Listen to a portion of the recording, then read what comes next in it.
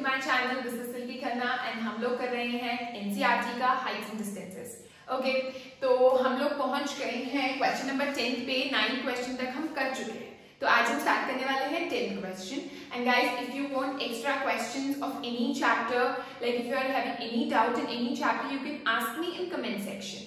ठीक है, कोई भी आपको किसी भी चैप्टर का एक्स्ट्रा क्वेश्चन चाहिए, आप कमेंट सेक्शन में लिखिए, I will be giving you extra questions. Okay, as your exams are approaching, तो आई नो आपका सिलेबस तो ऑलमोस्ट कंप्लीट हो चुका होगा, है ना। तो आप पूछ सकते हैं जिस भी चैप्टर में आपको कॉन्फिडेंस नहीं है, आप मुझसे उसके एक्स्ट्रा क्वेश्चंस मांग सकते हैं कमेंट सेक्शन में। ओके, चल स्टार्ट करते हैं question number 10, which is two poles of equal heights are standing opposite each other on either side of the road which is 80 meter wide। इसका क्या मतलब है कि जो रोड है, ये रही रोड हमारी, ये कितने मीटर वाइड है? 80 मीटर वाइड है, ठीक है। और एक साइड पर और दूसरी साइड पर, ऑन ईदर साइड दो पोल्स खड़े हैं जिनकी हाइट जो है वो इक्वल है। यानी इधर भी एक पोल खड़ा है, इधर भी एक पोल खड़ा है, दोनों की हाइट इक्वल है, जो कि मुझे नहीं दे रखी। ठीक है, तो मैंने दोनों की हाइट पे h और h लिख दिया, सेम वेरिएबल लिख दिया, because the heights are given to be equal. ठीक है, आगे है from a point between them on the road. इस रोड पे कहीं भी एक पॉइंट लेना है बीच में। Angles of elevation of the top of the poles, pole का एंगल ऑफ एलिवेशन कितना है? दोनों पोल्स का एंगल ऑफ एलिवेशन 60 डिग्री और 30 डिग्री है। बेटा, मैंने आपको पहले भी ये चीज बताई थी, ये चीज दोबारा रिकॉल कर रही हूँ, हर वीडियो में रिकॉल करवाती हूँ कि एंगल ऑफ एलिवेशन जब हम देखते हैं किसी भी चीज का, तो ऑब्जर्वर जो होता है वो नीचे खड़ा होता है और हम जो देख रहे होते हैं, मैंने ऑब्जर्वर अगर यहाँ खड़ा है, मैं यहाँ खड़ी हूँ, नीचे खड़ी हूँ, ग्राउंड पे खड़ी हूँ और मैं टावर को देख रही हूँ या पोल को देख रही हूँ या बिल्डिंग को देख रही हूँ।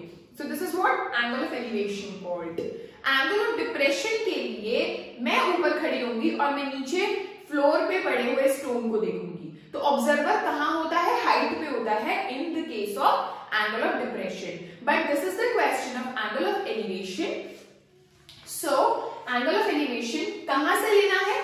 From a point between them on the road। मेरे को नहीं पता कि वो इधर से कितने डिस्टेंस पे है, इधर से कितने डिस्टेंस पे है, बिटवीन देम है, मिडल नहीं है, मिड पॉइंट नहीं है। कि तुम बच्चे यहाँ गलती करते हैं कि 40 मीटर मान लेते हैं। नो, उन्होंने नहीं बोला कि मिड पॉइंट है, उन्होंने सिर्फ इतना बोला कि मिडल में कहीं है, मिडल नहीं, between them on the road. तो यहाँ पर कहीं वो पॉइंट है, फॉर एग्जाम्पल वो पी पॉइंट है, यहाँ पर लिया हमने।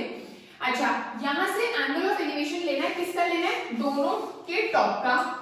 किसी भी एक का जो है वो 60 डिग्री है और दूसरे का कितना है? 30 डिग्री है। अब वो तुम 60 इधर लो, 30 इधर लो, 30 इधर लो, 60 इधर लो, one and the same thing. वैसे भी पोल्स की हाइट भी इक्वल है। Find the height of the poles, HH मान दी मैंने, ठीक है, ये हमें निकालनी है। एंड ये find the height of the poles, find the height of the poles दो बार लिख दिया मैंने गलती से। अच्छा चलो, and the distance of the point from the poles, and the distance of the point, जो हमने point P लिया है between ये रोड के बीच में हमने जो point P लिया है, उस point का distance निकालना है poles से। यानी यहां से और यहां से। मान लो अगर मैं ये AB और CD मार्क कर लेती हूँ, तो मुझे क्या निकालना है? distance of the point P from A as well as C। ठीक है, this is the question। क्या निकालना है? To find, एक तो h height of the poles जो कि इक्वल है, दूसरा PA निकालना है और PC। अगर जैसे PA आ गया तो 80 में से PA माइनस कर देंगे तो PC आ जाएगा, या PC आ गया तो 80 में से PC माइनस कर देंगे तो PA आ जाएगा, है ना। तो हमें ये दो चीजें निकालनी है। Alright, this is the question. चलो स्टार्ट करते हैं। इन ट्रायंगल, पहले ये वाला ट्रायंगल लेते हैं, फिर ये वाला लेंगे। In triangle BAD, in triangle BAD, अगर मैं tan 60 लगाती हूं तो tan 60 is what? Perpendicular upon base, यानी opposite side upon adjacent side, यानी BA अपॉन AD, है ना। tan 60 is √3, BA is h, AD मेरे को नहीं पता, तो मैं पता क्या करते हैं, ऐसा करते हैं, क्वेश्चन को इजी करने के लिए हम एक काम कर सकते हैं कि ये जो लेंथ है AD, इसको हम AP, इसको हम x मान लेते हैं, ठीक है। टोटल मेरा 80 है, टोटल मेरा 80 है, ठीक है, ये x है, तो ये कितना होगा 80 माइनस एक्स, है ना, तो इसको मैंने 80 माइनस एक्स मान लिया। Okay, so in this triangle में AD की AP की जगह, ये AP है, AP की जगह मैं x लिख सकती हूँ, ठीक है। अब अगर मैं दूसरे वाला ट्रायंगल लेती हूँ, ट्रायंगल BPC, और मैं tan 30 लगाती हूँ, तो tan 30 will be equal to DC upon PC, DC upon PC, DC की जगह मैं h लिख सकती हूँ, PC की जगह मैं 80 माइनस x लिख सकती हूँ, है ना। अच्छा, मैंने क्यों किया कि मैंने इसको x मान लिया, इसको 80 माइनस x। भाई देखो, एक h अननोन है मेरे पास पहले से ही, ठीक है, यहाँ पर मैं AP लिखती, फिर PC लिखती, तो मेरे पास अननोन कितने हो जाते हैं, 3 अननोन हो जाते हैं, 2 इक्वेशंस। ये याद रखना हमेशा कि जितनी इक्वेशंस होती हैं उतने ही अननोन होने चाहिए, तभी वो अननोन सॉल्व होते हैं। अननोन मतलब वेरिएबल्स, मतलब जैसे यहाँ h और x है, ठीक है, यहाँ पर h और x अननोन है, हमें निकालने हैं, तो to find two unknowns we require 2 equations. अब अगर मैं पहले x ना मानती और तो मेरे अननोन कितने होते, h भी होता, AP भी होता, PC भी होता, तो हमें 3 इक्वेशंस चाहिए होती हैं। हाँ, फिर अलग बात है कि तुम AP की जगह तुम 80 माइनस PC लिख देते, इसीलिए मैंने यहाँ पर ऐसे कर दिया, ठीक है। चलो अभी क्या है, इधर h is equal to √3x, ये आ गया। अब इधर मैं h की वैल्यू सब्स्टिट्यूट कर देती हूँ, जो √3x वाली है, यहाँ पर मैंने सब्स्टिट्यूट कर दी √3x। ऑलराइट, इन दोनों को क्रॉस मल्टीप्लाई कर दिया, इधर 80 माइनस x आ गया और इधर आ गया √3 इंटू √3 विच इज 3, तो 3x हो गया, तो 80 इज इक्वल टू 4x, क्योंकि x उधर जाके 3x में प्लस हो गया, ठीक है, तो 4 इधर आएगा तो मेरा आ जाएगा 20 इज इक्वल टू x। मेरा क्या आया, x मेरा AP आया, यानी AP मेरा आ गया 20 मीटर्स, 20 मीटर्स। जो PC होगा ऑब्वियसली वो होगा 80 माइनस x, यानी 80 माइनस 20 मीटर्स, यानी 60 मीटर्स। तो यानी मेरे पास ये भी आ गया, ये भी आ गया, ठीक है। बचा क्या, h निकालना। h क्या है मेरा √3x, यानी h is equal to √3 into x, x क्या है मेरा 20, तो यानी 20 √3 metre will be the answer. Okay बच्चों, तुम इसको √3 की वैल्यू पुट करके आंसर वहां पर डेसिमल में भी छोड़ के आ सकते हो और 20 √3 में भी आंसर छोड़ सकते हो, ठीक है। स्टार्ट करते हैं 11th क्वेश्चन, जिसकी फिगर आप लोगों को एनसीईआरटी बुक्स में दे रखी है, बट आपको एग्जाम में दी नहीं आएगी, ठीक है। तो मैं आपको फिगर बनाने सिखाती हूँ पहले। ओके बच्चों, a TV tower stands vertically on a bank of a canal, ठीक है, ये मेरा एक कैनाल है, ठीक है, यहाँ पर एक टीवी टावर है, ये रहा, ये कैनाल का बैंक हो गया, ठीक है। From a point on the other bank, ये दूसरा बैंक, यहाँ से from a point on the other bank directly opposite the tower, tower के बिल्कुल opposite, the angle of elevation of the top of the tower is 60 degree. ये देखो, ये दूसरा बैंक है, यहां से हमने एंगल ऑफ एलिवेशन लेना है टीवी टावर के टॉप का, जो कि आ रहा है 60 डिग्री, तो ये आ गया मेरा 60 डिग्री, ठीक है। आगे क्या बोल रहे हैं, फ्रॉम अनदर पॉइंट, एक और पॉइंट लेना है, कहां लेना है, इधर लेना है, इधर लेना है, नहीं पता, आगे पढ़ते हैं। From another point 20 metre away from this point on the line joining this point to the foot of the tower. अब देखो 20 मीटर कहीं भी हो सकता था दूर, इधर भी हो सकता था, ऐसे ऐसे, नीचे ऊपर नीचे, कहीं भी, लेकिन उन्होंने बोला 20 मीटर अवे।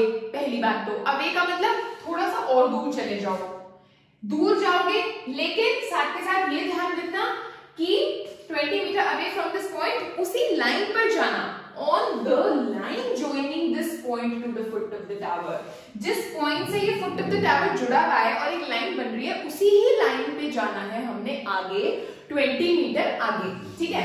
तो इसी लाइन को आगे एक्सटेंड करके हमें 20 मीटर लेके जाना है और वहां पर एक और पॉइंट लेना है और वहां से एंगल ऑफ एलिवेशन लेना है उसी टॉप ऑफ द टावर का, जो कि अब आ रहा है 30 डिग्री। अभी समझ आई फिगर, ठीक है। And find the height of the tower and the width of the canal, मतलब कि हमको एक तो ये विड्थ ऑफ द कैनाल निकालनी है और हमको हाइट ऑफ द टावर निकालनी है, ठीक है। तो इसको हमने A, B, C, D mark कर दिया। ओके, चलो अभी हम क्या करें, दो ट्रायंगल्स दिख रहे हैं सबको, है ना, राइट एंगल ट्रायंगल्स लेने होते हैं, ठीक है। ये वाला ट्रायंगल ऑब्वियसली नहीं लेना है, हमें राइट एंगल ट्रायंगल ही लेने हैं। तो A, B, C दिख रहा है और A, B, D दिख रहा है, ये वाला ट्रायंगल तो ऑब्वियसली नहीं लेना, तो दोनों ट्रायंगल्स लिख देते हैं यहाँ पर, triangle ABC and triangle ABD, ठीक है। जब ABC लिया तो tan 60 is equal to h upon x, tan 60 is equal to h upon x, ठीक है, ऑपोजिट अपॉन एडजेसेंट। अगर मैं tan 30 लूंगी तो वो होगा दिस अपॉन ये पूरा, यानी AB upon BD, tan 30 will be equal to AB upon BD। Okay बच्चों, चलो AB की जगह में क्या रखूंगी, फिर से H, BD को ब्रेक कर देते हैं, BD को कैसे ब्रेक करेंगे, BC प्लस CD में, है ना, BC प्लस CD में, और tan 30 जो होता है 1.23 होता है। वैल्यूज अच्छे से लर्न होनी चाहिए, वैल्यू के कारण बच्चों का पूरा क्वेश्चन रॉन्ग हो जाता है, सो वैल्यूज अच्छे से लर्न होनी चाहिए। 1/√3 is equal to h upon BC plus CD, BC plus CD यानी x प्लस 20। ओके, इधर √3 tan 60 √3 is equal to h upon x, तो h की वैल्यू फिर से क्या आ गई, √3x, जो कि मैं उठा के फिर से यहीं पर पुट करने वाली हूं, ठीक है।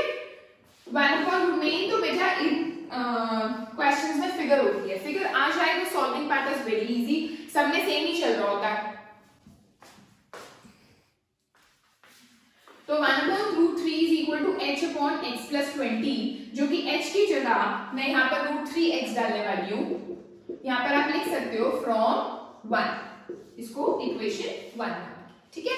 अब मैं क्रॉस मल्टीप्लाई कर देती हूँ, इधर आ गया x प्लस 20 और इधर आ गया √3 इंटू √3 विच इज 3x, ठीक है।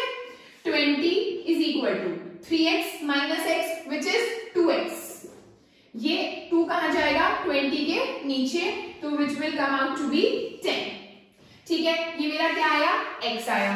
अभी मेरा h क्या है, √3x है, तो h क्या हो जाएगा, √3x यानी √3 into 10 which is 10√3 meters. So that means the height of the tower जो कि हमें निकालनी थी वो तो आ गई 10√3 meter and the width of the canal जो हमें निकालनी थी which is x वो आ गई मेरी 10 meters। ये मेरी width हो गई और ये मेरी height हो गई।